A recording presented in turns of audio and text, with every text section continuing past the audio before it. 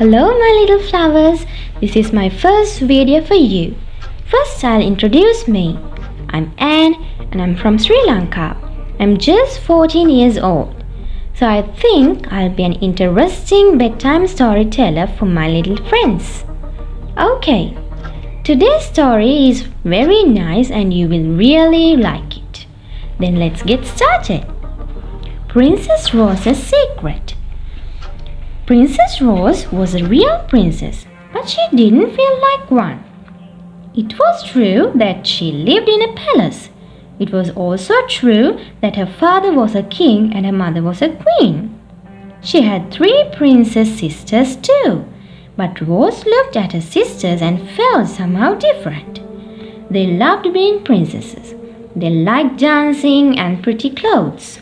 Rose wasn't so sure. She felt happiest outside in the shady woods and gardens around the palace. One day, Princess Rose discovered that she really was different, and in a most wonderful way. It was a sunny spring morning. As usual, Princess Rose has escaped from the palace before the royal golden breakfast plates had been cleared away. She had run out into the gardens where flowers were shyly raising their heads towards the sun and dewdrops glittered on the grass.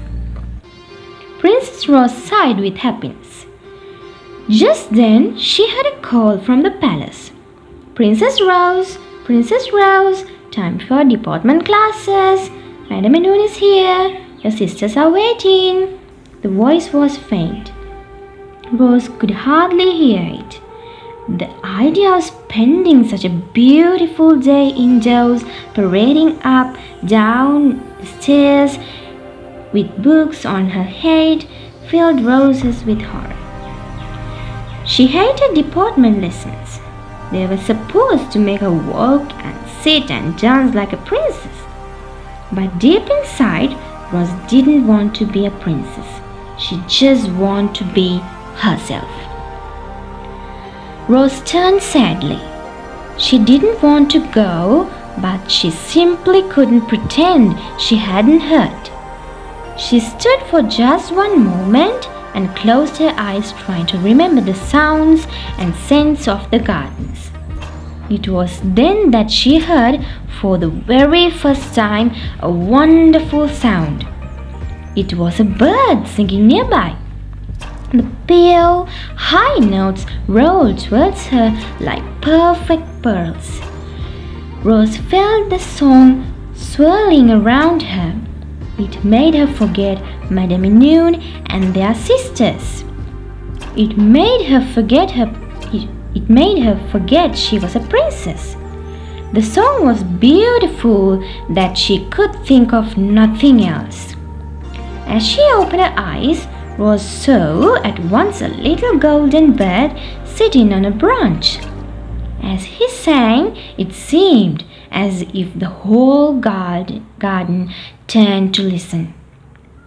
Slowly and softly, Princess Rose walked towards the golden bird. He didn't seem afraid.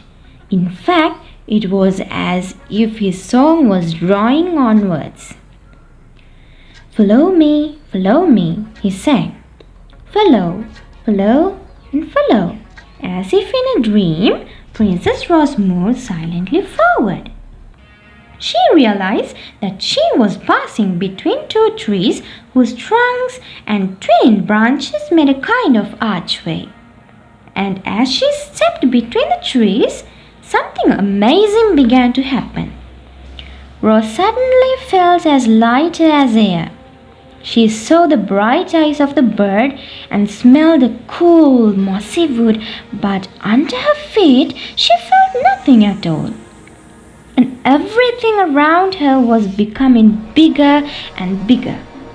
It should have felt frightening, but somehow Rose was happier than she had ever been. It was as if she was part of the wood and the flowers and the song of the bird. She found herself settling beside the bird, sitting on his branch in the sunlight. It took Rose several minutes to understand what had happened to her.